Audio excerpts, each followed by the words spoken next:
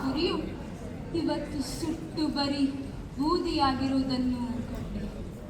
ಸಕಲ ಭೋಗ ವಸ್ತುಗಳ ಆವಾಸ ಸ್ಥಾನವಾಗಿ ಅಮೃತದ ಹೊಳೆ ಹರಿಯುತ್ತಿದ್ದ ಈ ರಾಜಧಾನಿಯಲ್ಲಿ ಇವತ್ತು ರಕ್ತದ ಓಕುಳಿ ಹರಿಯುತ್ತಿರುವುದನ್ನು ಕಂಡೆ. ಏನಿದ್ದದ್ದು ಏನಾಗಿ ಹೋಯ್ತಯ್ಯ. ಈ ಲಂಕಾ ದ್ವೀಪವನ್ನು ಯಕಶ್ಚಿತ್ ಮಾನವನೊಬ್ಬ, ಅದು ಮಂಗಗಳ ಸಹಾಯದಿಂದ ಹೀಗೆ ಅತಿಕ್ರಮಿಸಿ ಆಕ್ರಮಿಸುತ್ತಾನೆ ಅಂದರೆ ನಂಬಲಿಕ್ಕೆ ಸಾಧ್ಯ ಉಂಟೆ? ಆದರೆ ಅವನನ್ನು ನೋಡಿದರೆ ನನಗೆ ಅವ ಮನುಷ್ಯ ಮಾತ್ರದವನು ಎಂದು ಅನ್ನಿಸುವುದಿಲ್ಲ. ಈ ಮನುಷ್ಯರಿಗೆ ಮಿಗಿಲಾದ ಯಾವುದೋ ಒಂದು ಪರಬ್ರಹ್ಮ ತೇಜಸ್ಸು ಅವನಲ್ಲಿ ಕಾಣಿಸುತ್ತದೆ. ಅವನ ಎದುರಿಗೆ ಎಂಥ ವೀರಾದಿ ವೀರರು ಮಸುಕಾಗಿ ಹೋದದ್ದು ಸುಮ್ಮನಾಗಿರಲಾರದು. ಆದರೆ ಇನ್ನೊಂದು ಸಂಗತಿಯೂ ಉಂಟು. ಯಾವುದೇ ನಾಗರಿಕತೆ ಉತ್ತುಂಗದ ತುತ್ತ ತುದಿಗೆ ತಲುಪಿದೆಯಂತಾದರೆ ಶೀಘ್ರದಲ್ಲೇ ಅವನತಿ ಆರಂಭವಾಗುವ ಸಮಯವದು. ಅಂಥ ಸಮಯ ನಮ್ಮ ಲಂಕಾ ಸಾಮ್ರಾಜ್ಯಕ್ಕೇನಾದರೂ ಬಂದಿದೆಯೇ? ಇದನ್ನು ನಮ್ಮ ಮಹಾರಾಜರೆದುರಿಗೆ ಭಿನ್ನವಿಸುವುದಾದರೂ ಹೇಗೆ? ಅವರಿಗೆ ಈ ದುಃಖದ ವಾರ್ತೆಯನ್ನು ಹೇಳುವುದಾದರೂ ಹೇಗೆ?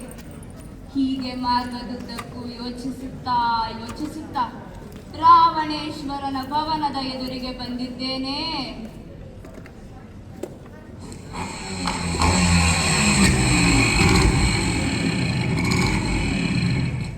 ಅಗೋ ಓಲಗ ಕೊಟ್ಟಿದ್ದಾರಲ್ಲ ನಮ್ಮ ದಣಿಗಳು. ಸ್ವಾಮಿ, ನಾನು ನಿಮ್ಮ ಚಾರಕ ಬಂದಿದ್ದೇನೆ. ಅವಧಾರಿಸಬೇಕು. ಈಗಾಗಲೇ ಸಾಕಷ್ಟು ವಿಳಂಬ ಆಗಿ ಹೋಗಿದೆ. ನೀನು ಯಾವ ಸುದ್ದಿಯನ್ನು ನೀನು ಗೊತ್ತು ತಂದಿರೆಯೋ ಅದನ್ನು ನೀನು ಹೇಳಬೇಕೆಂದಿಲ್ಲ. ನಿನ್ನ ಕಣ್ಣುಗಳೇ ಅವನ್ನು ವಿಶ್ಲೇಷಿಸುತ್ತಿದೆ. ಆದರೆ ಈ ಸುದ್ದಿ ನನಗೆ ಅನಿರೀಕ್ಷಿತವೂ ಅಲ್ಲ, ಗೊತ್ತೇ ಇಲ್ಲ ಅಂತಲ್ಲ. ಈ ಸುದ್ದಿಗೆ ನಾನು ಬಹಳ ತಿಂಗಳುಗಳಿಂದಲೇ ನಾನು ಕಾಯುತ್ತಲೇ ಇದ್ದೆ.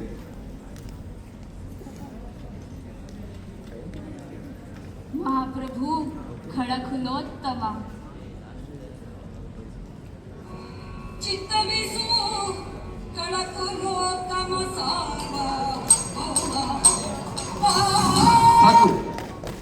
ಸಾಕು. ನಿಮ್ಮ ಯಾರ ಮಾತನ್ನು ನಾನು ಇಲ್ಲಿ ಕೇಳಲು ಬಂದಿಲ್ಲ. ನನಗೆ ಏನು ಮಾಡಬೇಕೆಂಬುದು ನನಗಾಗಲೇ ಸ್ಪಷ್ಟವಾಗಿದೆ. ಅದನ್ನು ಸಭಾ ಸದಸ್ಯರ ಸಮಕ್ಷಮದಲ್ಲಿ ಹೇಳಲು ಹೋಗಲು ಬಂದಿರುವೆ ಅಷ್ಟೇ. ಇನ್ನು ನೀನು ನಾಳೆ ಸೂರ್ಯೋದಯದ ಹೊತ್ತಿಗೆ ಮಹಾಪ್ರಭುಗಳು ರಣಾಂಗಣಕ್ಕೆ ಬರುತ್ತಾರೆ. ಹೋಗಿ ಸೇನಾ ನಾಯಕರಿಗೆ ತಿಳಿಸು. ನೀನಿನ್ನು ಹೊರಡು. ಮತ್ತೆ ಓಲಗ ಮುಗಿಸಬಹುದಲ್ಲ.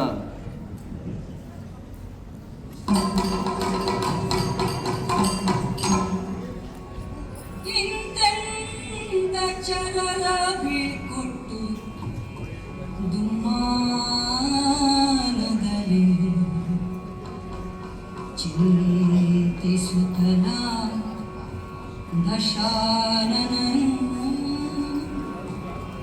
ಅಂತರಂಗದಿ ಬಳಲಿಯೇ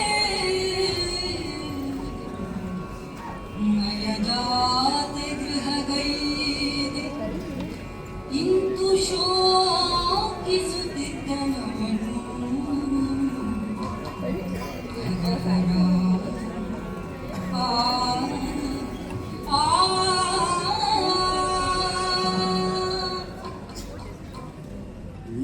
ಸುವರ್ಣ ಲಂಕೆಯು ಇಂದು ಸೂರ್ಯಾಸ್ತದ ಕತ್ತಲಲ್ಲಿ ಆವರಿಸಿದೆ.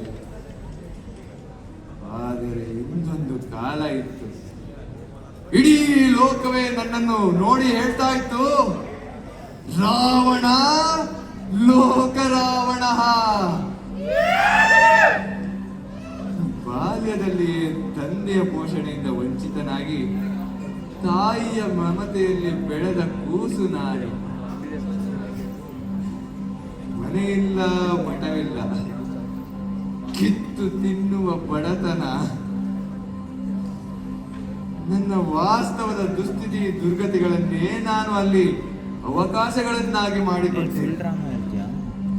ತಂದೆಯಿಂದ ಬ್ರಾಹ್ಮಣ್ಯ, ತಾಯಿಯಿಂದ ರಾಕ್ಷಸತ್ವ ಎರಡನ್ನು ಸಮ್ಮಿಶ್ರಣ ಮಾಡಿ ರಾವಣ ವ್ಯಕ್ತಿತ್ವವನ್ನು ರೂಪಿಸಿಕೊಂಡೆ. ಮತ್ತೆ ಈ ಅರ್ಥ ಗೊತ್ತಿಲ್ಲದವರು ಹೇಳ್ತಾರೆ 10 ತಲೆಯವನು ಅಂತ ಅಪಹಾಸ್ಯ ಮಾಡ್ತಾರೆ. ಆದ್ರೆ ಅವರಿಗೇನು ಗೊತ್ತು, ಇಂಥ 10 ತಲೆಗಳನ್ನೇ ಏಕಕಾಲಕ್ಕೆ ಬಳಸುತ್ತಾ 2 ಕೈಗಳಿಂದ ದಿನವೂ ರಾತ್ರಿಯೂ ದುಡಿಯುತ್ತಾ ನನ್ನ ವ್ಯಾಪಾರವನ್ನ ಬೆಳೆಸಿದೆ. ಈ ವ್ಯಾಪಾರದಲ್ಲಿ ಹೀಗೆ ನಾನು ಗೆಲುವು ಪಡೆದೆ. ಕೆಲವರು ಬರೀ ತಾವು ದೊಡ್ಡವರಾಗ್ತಾರೆ, ಆದ್ರೆ ನಾನು ಇಡೀ ಊರನ್ನೇ ಬೆಳೆಸಿದೆ.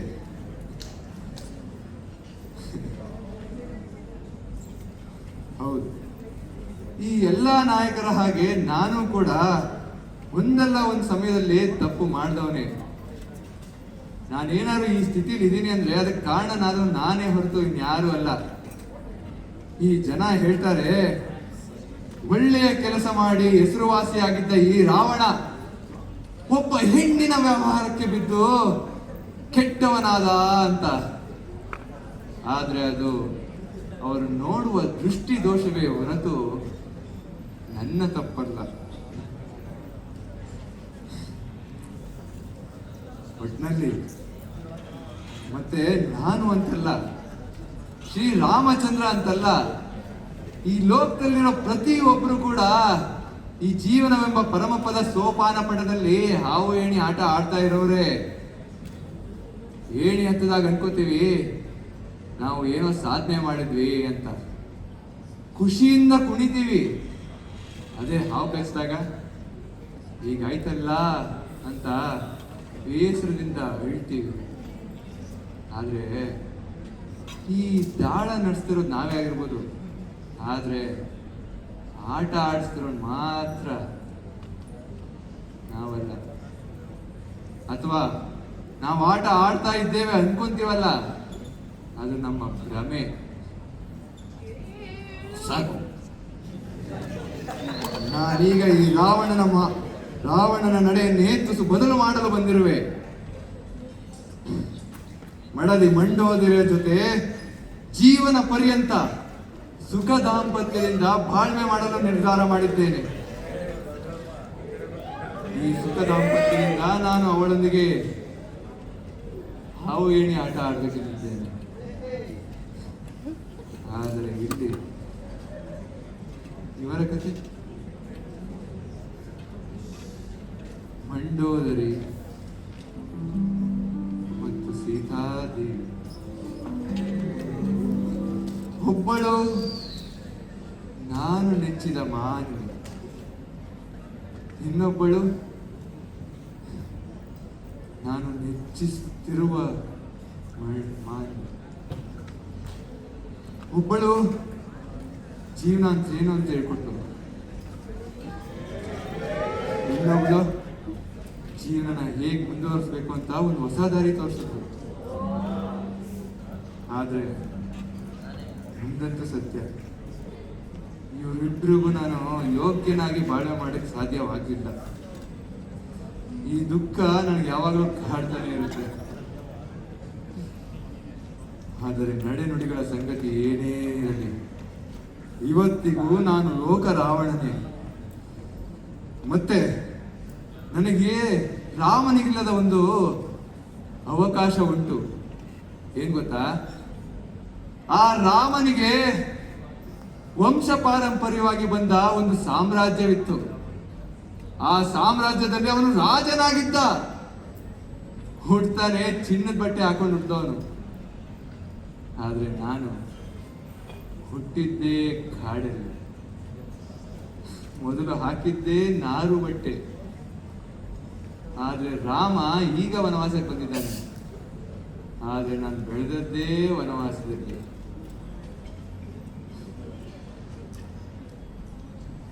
ಆದ್ದರಿಂದ ನಾನು ಏನೇ ಗಳಿಸಿದ್ರು ಅದು ನನ್ನಿಂದಾನೆ. ಈಗ ನಾನೇನೇ ಕಳ್ಕೊಂತ ಇದ್ರು ಅದರಿಂದ ಏನು ನಷ್ಟ ಇಲ್ಲ. ಯಾಕಂದ್ರೆ ನಾನು ಶುರು ಮಾಡಿದ್ದೆ ಶೂನ್ಯ ಬಂಡವಾಳದಿಂದ. ತಾತ್ಪರ್ಯ ಇಷ್ಟೇ, ನಾನು ಎದರಿ ಶರಣಾಗುವವನು ಅಲ್ಲ, ಅಡಗಿ ಕೂರುವವನು ಅಲ್ಲ. ನನ್ನದು ಏನಿದ್ದರೂ ನೇರ ಹೋರಾಟ. ಜನ ನನ್ನ ಮುಂದೆ ನೇರವಾಗಿ ಮಾತಾಡಕ್ಕಾಗದೆ ಬೆನ್ನ ಹಿಂದೆ ಮಾತಾಡ್ತಾರೆ. ಅವರು ನೀಚ ಹೇಡಿಗಳು. ಆದ್ರೆ ನಾನು ಹೀಗೆ ನಿರ್ಧಾರ ಮಾಡಿದ್ದೇನೆ, ಅಡಗಿ ನನ್ನನ್ನು ಯಾರು ಹಿಂಬಾಲಿಸಲಾರರು. ಒಟ್ಟಿನಲ್ಲಿ ನಾನು ಇಲ್ಲಿ ನಿಲ್ಲುವುದಿಲ್ಲ. ಹೊರಟಿದ್ದೇನೆ ಕಡೆಯ ಸಂಗ್ರಾಮಕ್ಕೆ. ಇದೋ ಹೊರಟಿದ್ದೇನೆ.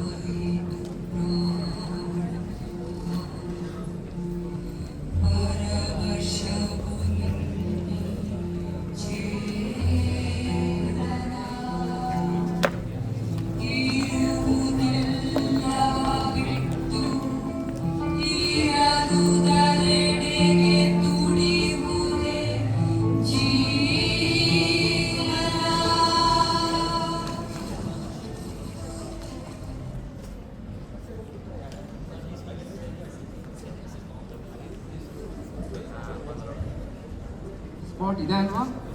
ಹೌದು ಸರ್, ಇಲ್ಲೇ ನಾವಿಬ್ರು ಕುತ್ಕೊಂಡು ಹೆಣ ಕಾಯ್ತೀನಿ. ಹೌದಾ, ಸರಿ ಸರಿ. ಇಲ್ಲಿ ಉತ್ತರ ದಿಕ್ಕು ಯಾವುದು? ಸರ್ ಅಲ್ಲಿ ನೋಡ್ರಿ, ಬೆಳಕು ಕಾಣ್ತೈತಿ, ಸೂರ್ಯ ಉದಯ ಆಗ್ತೈತಿ ನೋಡಿ, ಅದು ಪೂರ್ವ. ಹೇಳಿದ್ದೀನಿ ಹೇಳಿ. Sorry sir.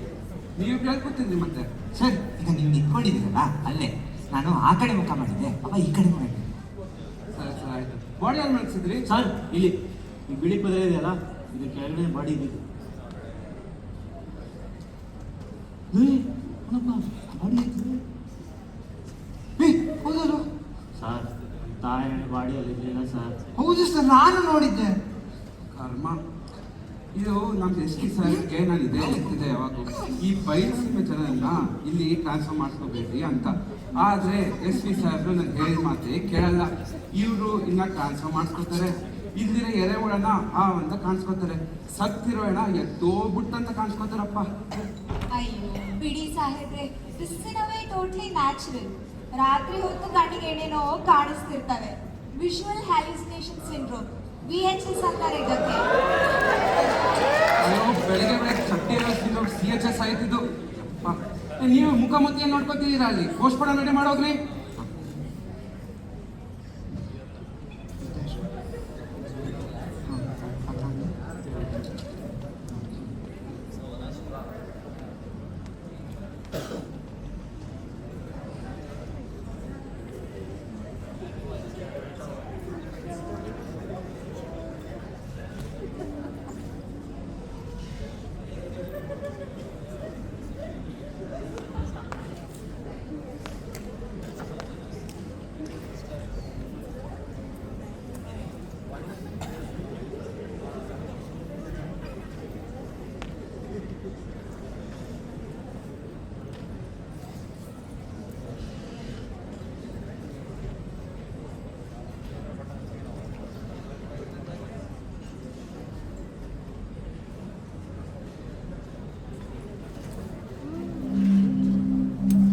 ನೋಡಿದ್ರಲ್ಲ ಪ್ರೇಕ್ಷಕರೇ, ಶವವಾಗಿ ಬಿದ್ದಿರುವ ಈ ದಿವಾಕರ ಭಟ್ಟ ಕೇವಲ ಒಂದು ಪಾತ್ರವಲ್ಲ,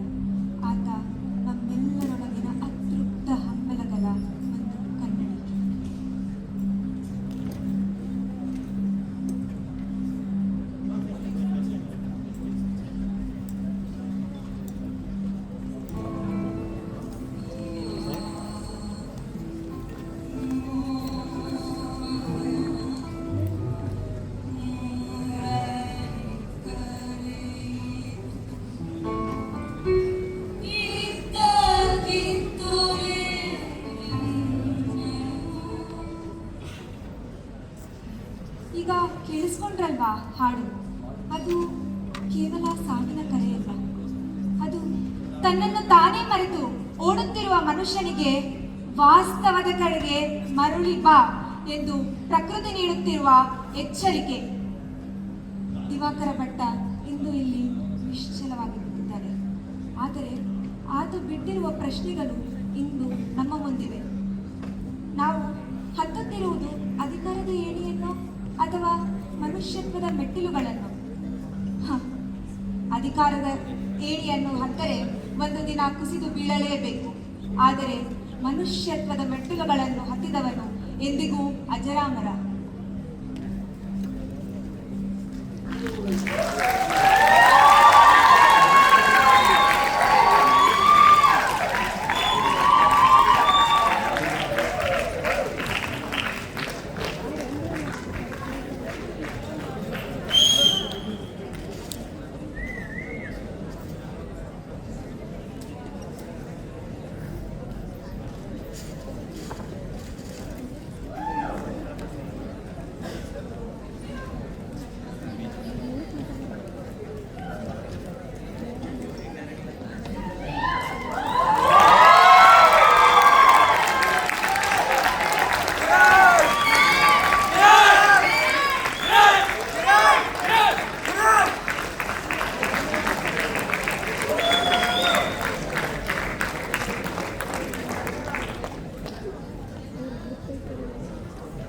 ಹೇಗಿತ್ತು ನಮ್ಮ ನಾಟಕ?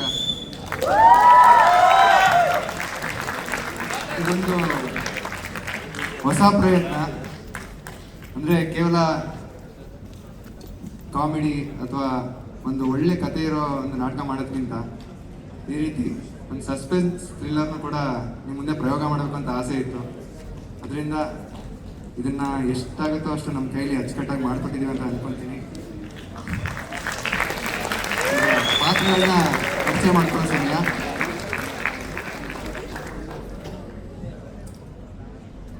ನನ್ನ ಹೆಸರು ಯಶಸ್, ನಾನು ಗೋವಿಂದ ಭಟ್ಟ. ನನ್ನ ಹೆಸರು ಪಂಚಮಿ, ನನ್ನ ಪಾತ್ರ ಭಾಗವತರು. ನನ್ನ ಹೆಸರು ಭುವನ್, ನಾನು ಕಣ್ಣನ್ ಹಾಗೂ ಮುಕುಂದ ಪ್ರಭುಗಳ ಪಾತ್ರ ಮಾಡಿದ್ದೆ. ನನ್ನ ಹೆಸರು ಭೂಷಣ್, ನಾನು ಕಾನ್ಸ್ಟೇಬಲ್ ಕರಿಯಣ್ಣ. ನನ್ನ ಹೆಸರು ಕೌಸ್ತು, ನನ್ನ ಪಾತ್ರ ರತ್ನಾಕರ. ನನ್ನ ಹೆಸರು ವರ್ಷಿಣಿ, ನನ್ನ ಪಾತ್ರ ಡಾಕ್ಟರ್. ನನ್ನ ಹೆಸರು ಅಕ್ಷಯ, ನನ್ನ ಪಾತ್ರದ ಹೆಸರು ರಜನಿ. ನನ್ನ ಹೆಸರು ವಿನಯ್ ಕುಮಾರ್ ವಿ, ನಾನು ಮಾಡಿದ ಪಾತ್ರ ದಿವಾಕರ ಭಟ್ಟ. ನನ್ನ ಹೆಸರು ಭರಣಿ ವಿರಾಜ್, ನಾನು ಮಾಡಿದ ಪಾತ್ರ ಸುಭದ್ರೆ. ನನ್ನ ಹೆಸರು ಸಮರ್ಥ, ನಾನು ಮಾಡಿದ ಪಾತ್ರ ಇನ್ಸ್ಪೆಕ್ಟರ್. ನನ್ನ ಹೆಸರು ಸಂಜನಾ, ನಾನು ಮಾಡಿದ ಪಾತ್ರದ ಹೆಸರು ಶೀನಯ್ಯ. ನನ್ನ ಹೆಸರು ಭೂಮಿ, ನಾನು ಮಾಡಿದ ಪಾತ್ರ ಗಾಯತ್ರಿ. ನನ್ನ ಹೆಸರು ಕಿರಣ್, ನಾನು ಮಾಡಿದ ಪಾತ್ರ ರಮೇಶ್. ನನ್ನ ಹೆಸರು ಸುದರ್ಶನ್, ನಾನು ಮಾಡಿದ ಪಾತ್ರ ತಿಮ್ಮಪ್ಪ. ನನ್ನ ಪಾತ್ರದ ಹೆಸರು ವಸಂತ್ ಪೂಜಾರಿ. ನನ್ನ ಹೆಸರು ವಿಶ್ವಾಸ್, ನಾನು ರೌಡಿ ಪಾತ್ರ ಮತ್ತು ಸುಭದ್ರ ತಂದೆ ಪಾತ್ರವನ್ನು ಮಾಡಿದ್ದೇನೆ. ನನ್ನ ಹೆಸರು ಸುರೇಂದ್ರ, ನಾನು ಒಬ್ಬ ಪಾತ್ರ ಮಾಡಿದ್ದೇನೆ. ನನ್ನ ಹೆಸರು ಸಮರ್ಥ್ಯಸ್, ನಾನು ಮಾಡಿದ ಪಾತ್ರ ಆಟೋ ರಾಜ ಶಂಕರ. ನನ್ನ ಹೆಸರು ಶೃಂಗ, ನಾನು ಮಾಡಿದ ಪಾತ್ರ ಸುಧೀರ. ನನ್ನ ಹೆಸರು ಸೋನು, ನಾನು